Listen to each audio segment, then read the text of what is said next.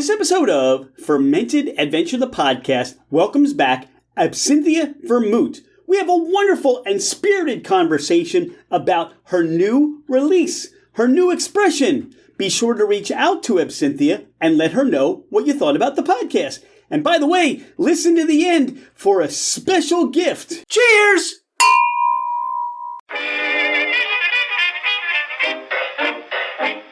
Hello, ladies and gentlemen, craft spirit enthusiasts, and those interested in the intoxicating world of craft distilleries, cideries, meaderies, wineries, and the occasional foray into breweries. It's Rich Shane, and welcome to Fermented Adventure, the podcast, where we bring you the fascinating people that are making the mash, fermenting, distilling, bottling, pouring, and delivering to you some of the finest libations in the world. Before we get started, here are a few housekeeping items. Thank you for bringing the podcast into wherever you are and whatever you're doing. We truly are grateful that you have chosen to listen and make us part of your day. It would mean the world to us if you left a 5-star review. This helps us climb in the rankings, and it makes it easier for others to find us. Don't hesitate to leave us your comments as well. If the podcast didn't meet your expectations, tell us why. We're always striving to improve. You can find us at fermentedadventure.com. We are on Instagram and Facebook as Fermented Adventure. Email us at fermentedadventure@gmail.com. All right, FA Nation, let's meet our guest. She's Absinthia Vermut. I'm Rich Shane. This is Fermented Adventure, the podcast. Absinthia, welcome back to the podcast. Thank you, Rich. It's great to be back here. Look, I am so excited because we're going to talk your new latest absinthe. We're going to talk your busy schedule today and some other things that have really been featuring the world of you. And I'm not going to let it, I'm going to let it fester there. I'm going to let it simmer there. This new absinthe, where did the idea come from? What was the conceptualization of, and we're not going to talk about it yet, but what was the idea for this new absinthe? The idea was it really was that I originally wanted to create two very traditional absinthes, the Verte and the Blanche. I wanted to get the respect of the absinthe community, and then I wanted to go off and do some weird things and have some fun. I haven't had it yet. Waited till we got to the podcast today so I could share it with you and experience it with you for the first time. Wow, you have willpower. I know. Trust me. You can see behind me, your bottles by far, we're big fans of your absinthe and, love sharing it with people when they come over. And what's really nice, and if I've said this to you before, people that say, oh, I don't like absinthe, or I'm a little hesitant, or have heard stories, we share yours. And it's almost like this wonderful gateway absinthe to, the acceptance of absinthe, or, wow, I've never had absinthe like this before. And I think that's special for what you're doing. Yeah, and that's really my intention. Absinthe was more popular than wine in Paris over 100 years ago. There's a reason for that. And I think a lot of people have had absinthes that just aren't well crafted. And I think it's ruined the experience for them. It's only been legal since 2007. And so it really feels like my life purpose to help absinthe become respected and approachable and drinkable again. All right. So we teased a little bit. This is a pea flower absinthe, a pea flower. It's this wonderful shade of blue, almost like the perfect blue of the sky when the sky is clear. I'm almost like, I don't want to open the bottle because I don't want to, break that blueness of the bottle. Talk about, all right, where, you've established yourself with your absinthe and, also the barrel age that you do. The pea flower, a little bit, different, a little bit. I think it fits certainly your personality, adventurous. Where did the idea come from? I can't remember where the idea originally came from, other than maybe just seeing it around and wanting to play with it and knowing that it was only available in import alcohol. Right. So you could get it in teas, you could get it in food, but in America, the FDA was holding it up in alcohol products. So I've actually gone back and looked. My first email to the FDA was in January of 2021. asking them that very question. Why are you allowing this in import alcohol, but not domestic brands? You're a federal agency. How is this helping American business? And typical American story, some corporation was suing somebody and everything was being held up on the federal level. And finally, they said to me, okay, it's allowed. You can't use the powder. You have to use the extract. And they're pretty specific about which type of butterfly pea flower flavoring I can use. So it's all natural. It's the extract from the flower itself. And it's gorgeous. And it's really fun to play with. You started to, you went through that whole issue to get to have it to use. Talk about the experimentation, the development, the flavor profile that you were looking for, your experience trying this for the first time in your absinthe. I mean, this is something you said, all right, this has been in import or, we bring it in, but nothing domestically created.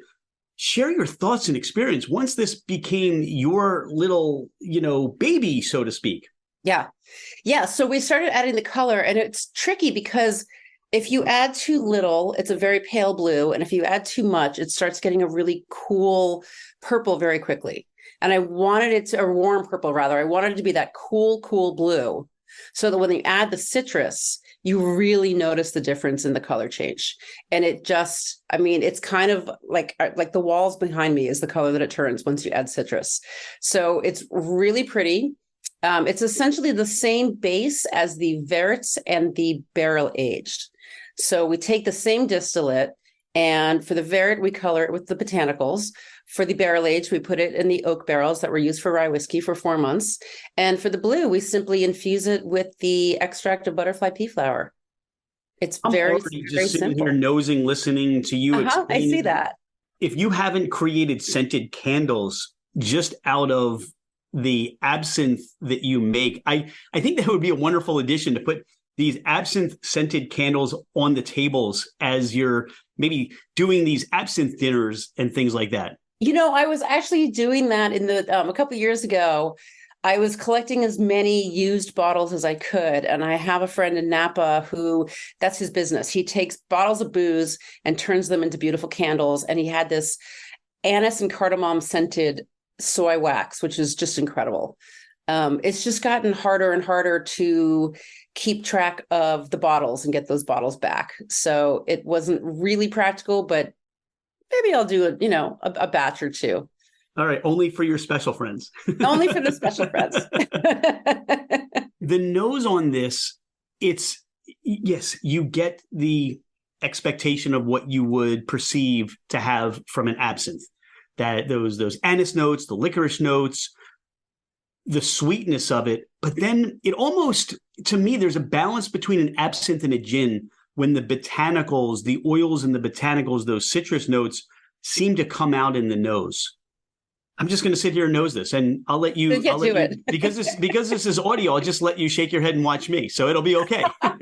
Right, that's the listeners going to find that real interesting, I'm sure.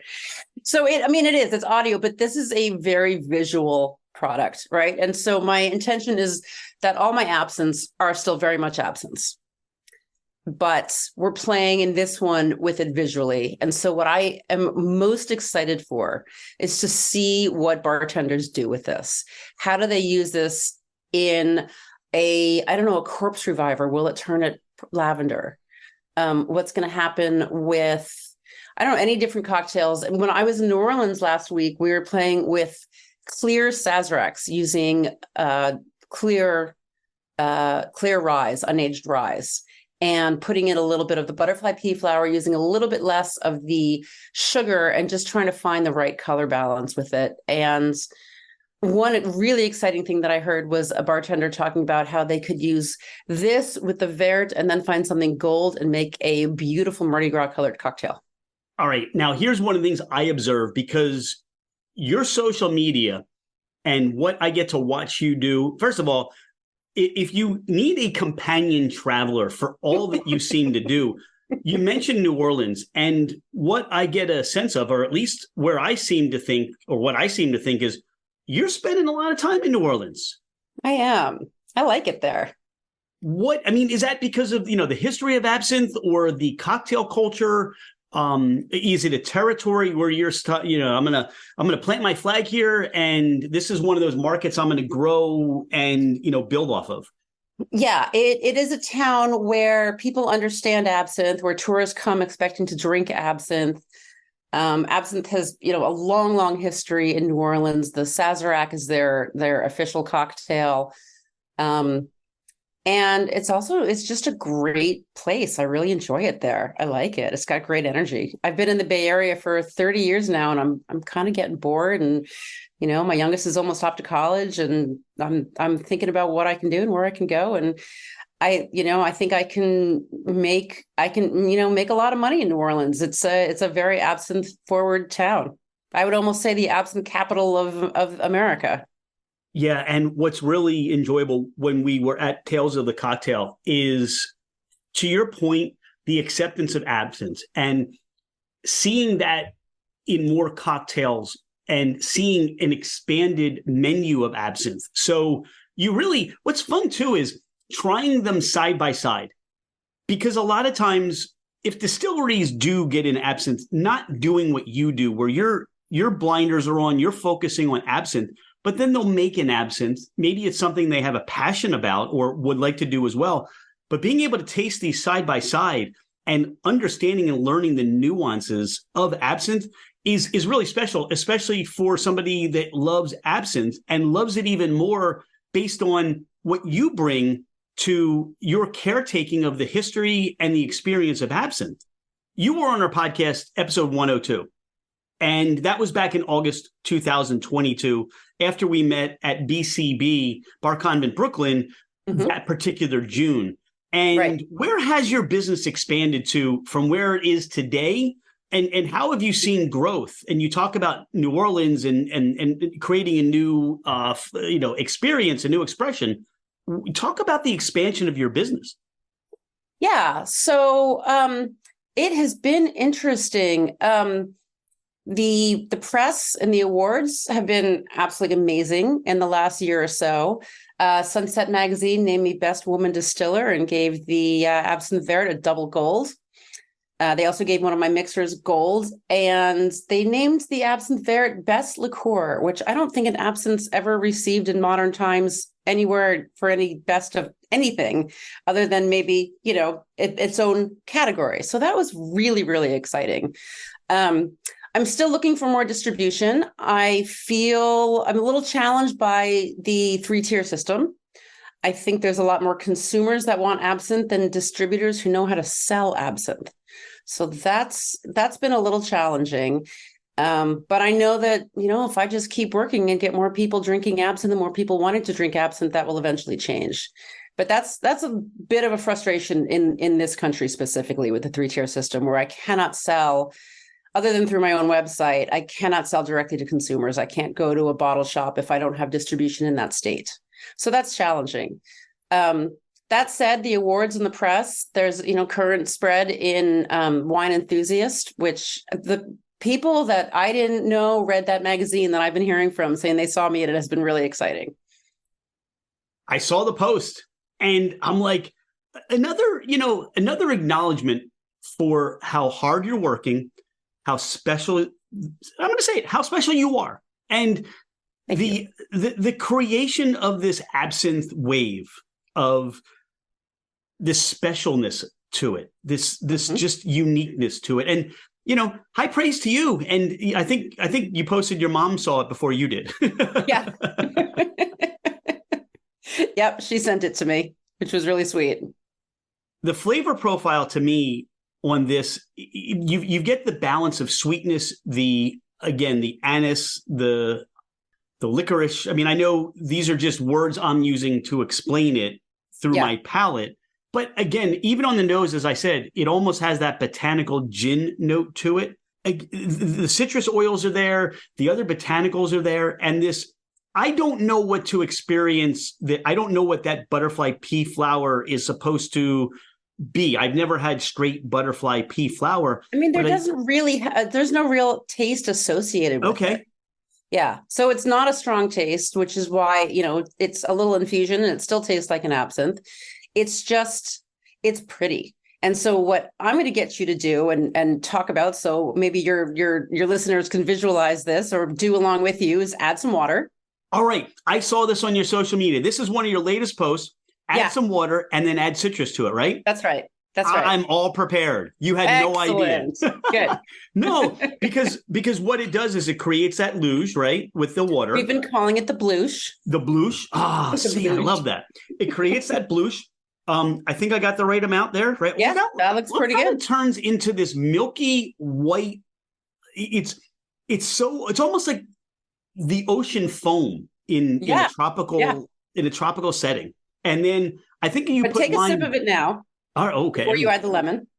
No, I have lime. I'm doing lime. Can I do lime? Lime. That works too. Okay. I think I saw you do lime. That's why I picked the lime. It was a lemon, but that's okay. Citrus is citrus.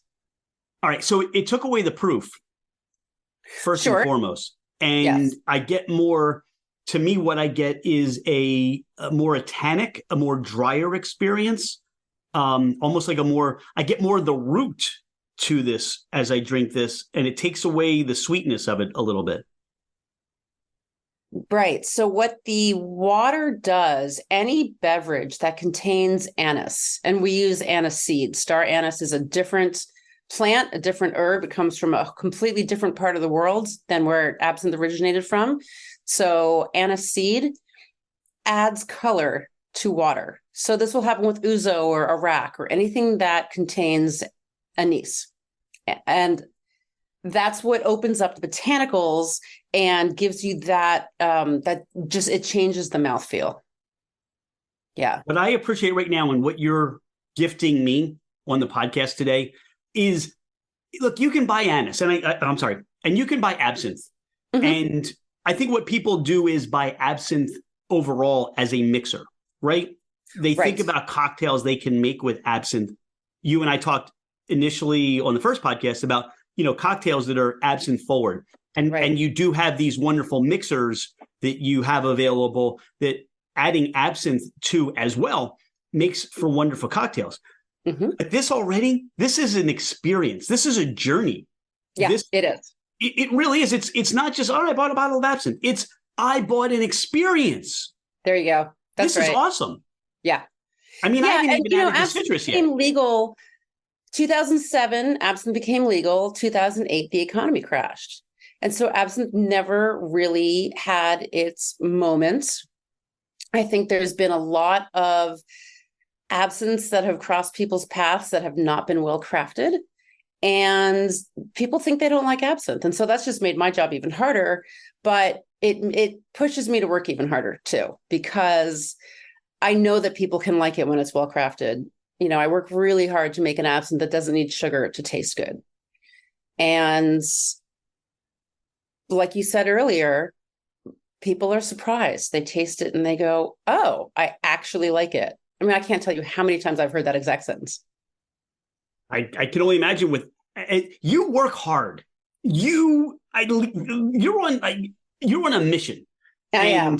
You really are. True. And I appreciate that about, the success that you've achieved so far, the accolades that you've received.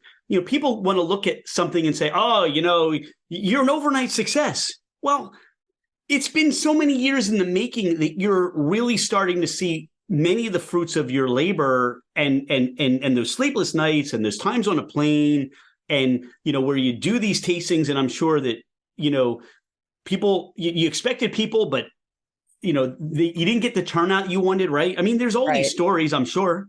Yeah. Yeah. Last week before I was in New Orleans, I was in Louisville, Kentucky. I hope I pronounced that right. I'm a coastal girl. I was in Louisville, Kentucky, with Chilled Magazine. And it was a wonderful experience. I did an absinthe masterclass with Ted Breaux. And Ted is the chemist responsible for proving to the American government that absinthe is legal. And they just need to lift the ban. So he's, they call him the godfather of modern absinthe. And I'm kind of hoping for the fairy godmother of absinthe. Okay. And so he and I did a masterclass to about 50 bartenders. And it was absolutely amazing, except that they forgot to put me on the website talking about the class. And it took 3 people to add me, and then they dropped him, and then and then he got upset, and then they had to add both of us, and it was just crazy.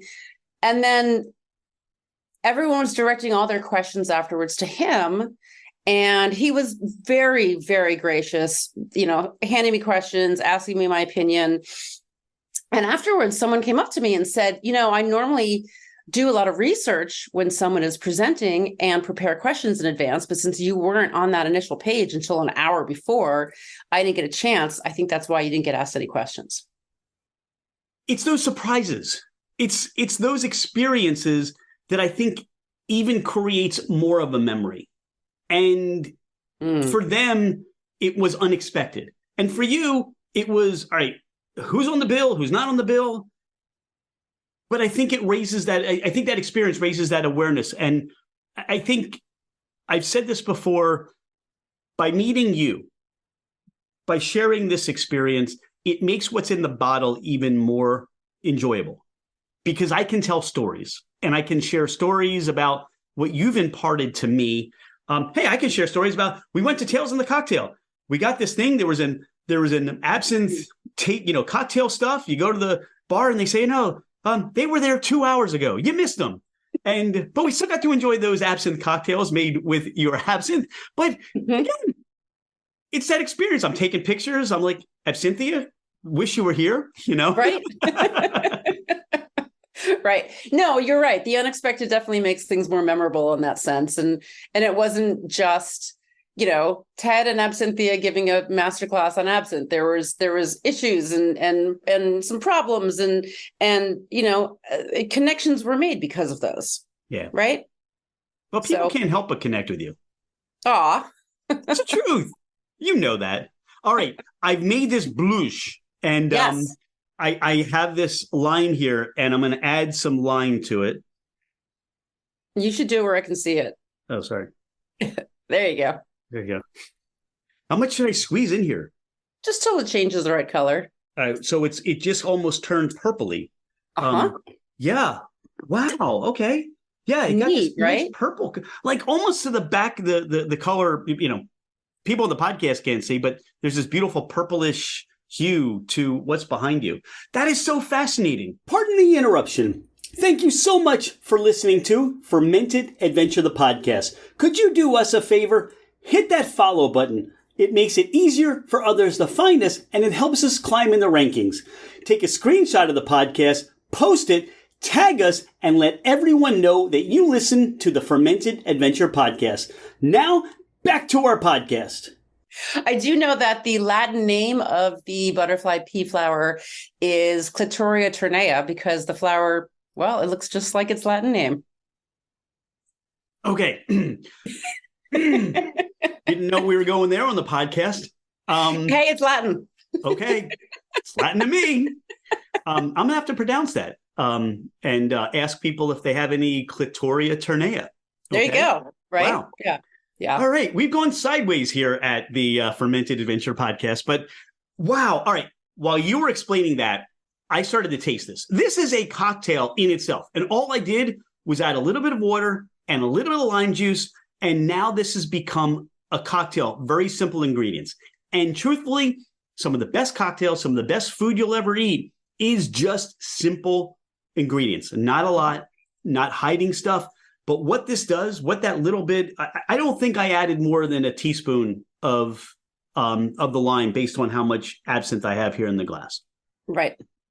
That's you don't need a lot. If you saw the video that I made yesterday that I posted on my social media, you'll see that it was just a few drops of the citrus in there, and it just starts turning this beautiful color. I presented it first in Chicago at the USA Trade Tasting. My daughter was with me. She's 18. It was her very first trade show with me. It was really fun. And we were talking at dinner later, and a friend had texted me, "Why do you think people went so crazy for it?" And she said, I asked her, I said, "What do you think?" And she said, "Well, people are really simple. It's pretty. It's all you need sometimes." And I think she's right. Yes, it tastes good. I make sure all my absinthes taste good. But this has something unique where the water creates that beautiful milky blue louche, and then a little bit of citrus turns it that gorgeous lavender purple color. What you touched on earlier about the curiosity, the excitement about where this fits in the bartending world. And as they discover this, look, those high-end bars, even, I'd say from the bartenders and the bar managers that we get to talk to, it's always looking for something that they can wow and excite their customers. And the wow factor. Yeah. And, all right, so it's smoke, it's ice, it's all these emulsions and things, bubbles.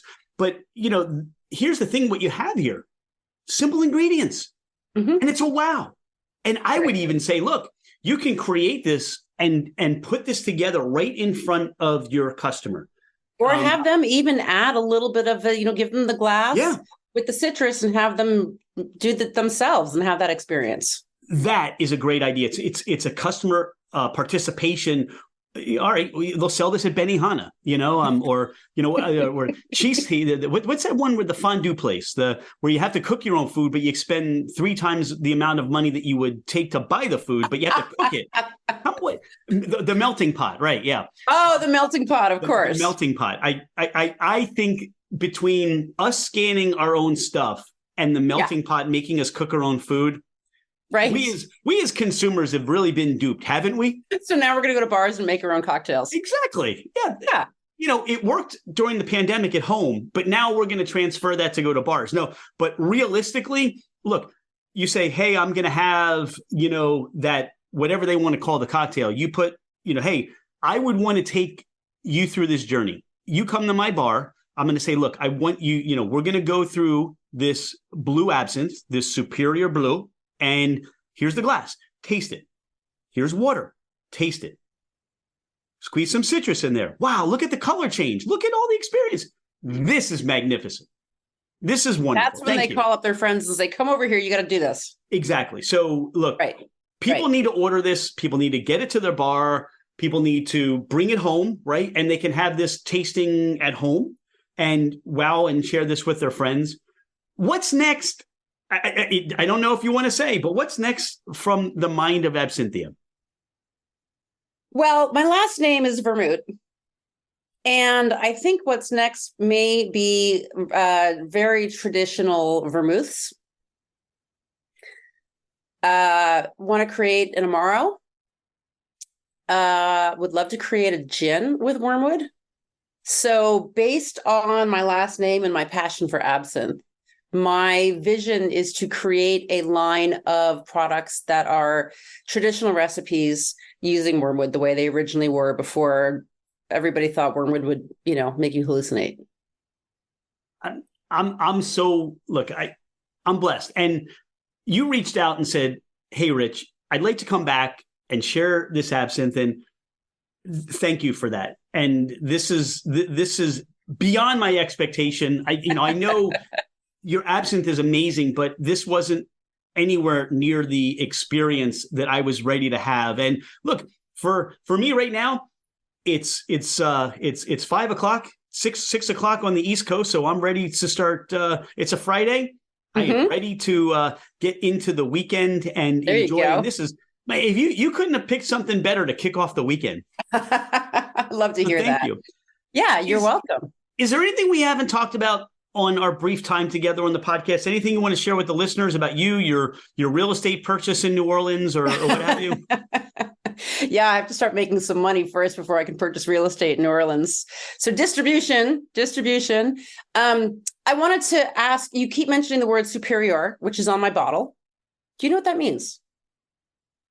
The definition of superior? You know why it's on the bottle of absinthe? I do not. So superior is a type of absinthe. And you won't see it on certain brands that have a lot more traction than mine and some of my friends have, because they're not absinthes that are made properly. So a superior absinthe is one that contains the holy trinity of herbs, the grand wormwood, the aniseed, the sweet fennel, is colored with the proper herbs, does not contain sugar, artificial coloring, or herbs floating in the bottle. So superior simply means it's a true absinthe. There's no legal definition of absinthe, so us makers sort of decided this is what we're going to use. So we differentiate ourselves from the ones that use food coloring or star anise or whatever they're using, food coloring and all the rest of it. Is there an honor system to say, or is you said this isn't a regulation, right? This isn't a, to make champagne, you need to have the Champagne region. To make bourbon, from Kentucky, has to have all the, it has to be what it needs to be, right? Right. The Swiss. When you say the superior, does it mean, is somebody actually saying, hey, you need to take that off the label because it's not, if it is, if it truly is not? No, actually, Switzerland tried to do that and make absinthe like champagne. It had to come from the Val de Travers region. And we all kind of looked at them and said, you guys were the second country to outlaw absinthe. You blamed that man murdering his entire family, that alcoholic, on absinthe. You don't have a leg to stand on anymore. So no, we're not going to allow you to make absinthe a regional thing. And we've tried to create a legal definition, but nobody really seems to care. So I would just say, look for the word superior. Buy those. Do not buy the ones that say FT&C, yellow number, blah, blah, blah. Or if they have star anise, that's fine. Just make sure they also contain anise seed, which is the traditional. And they taste different. They will make your absinthe taste different. So just to help people understand more about what exactly absinthe is, and some of the bigger brands that are not doing it right, that are taking over the market share. This, again, I learn, you teach me, and it makes me a better consumer in understanding what's out there in the market and how I'm communicating it, right? And my expectation of again, how do I read a bottle? For a lot of consumers, they don't know they see a bottle, but they don't know what they're reading in as it applies to what may be inside that bottle, right? Right. So, you get more information about what's on your yogurt container than you do your bottle of liquor. I'm going to start drinking my yogurt then. Food labeling and liquor labeling laws are very, very different. Yeah. So, you could put anything in there. As far as more education, I have started my own podcast. It's called Green Fairy Tales. And I have started writing a book. I'm leaving it there. What I hope is this becomes, when the vermouths come out, when the amaros come out, we can share this and learn from you the traditional methods, the ingredients that you use, why you choose to use them. You're truly a treasure, and you're special in what you bring to the spirits world. I can't wait to see you again in person. I know that, a lot of people want your time, and you want to make sure that the world knows more about absinthe and what you do. But those little opportunities we get to share together, I am grateful for. I'm grateful for this time on the podcast. Look, go find the absinthe. Go to your website, which is what? Absinthia.com. Absinthia.com. That way you'll know where you can purchase or have it shipped directly to you, and get these bottles. Get 4 expressions, make it an absinthe night or day or weekend, whatever you choose, and, experience this. And I just had an idea. Okay, what's the idea? I have these cute little pins. Okay. They're brand new. Okay. Do you want to create a code for your listeners to get a free pin if they make a purchase of the absinthe? Fermented Adventure. There you go. Okay. Type in Fermented Adventure at checkout and you get a free pin. Wow, that was actually a cool pin. I want to make that my little lapel pin or something. Yeah, they're very cute, cool. Right? Yeah. Yeah. Absinthia. All right, Rich. Thank you for your time. This was fun. Thank you. Oh, we'll make this every Friday now. There. Absinthe Cocktail Friday. Oh yeah, when you're not traveling all over the world. I'm loving whatever you're doing for frequent flyer miles at this point. It's starting to add up. Thanks again. Thanks, Rich.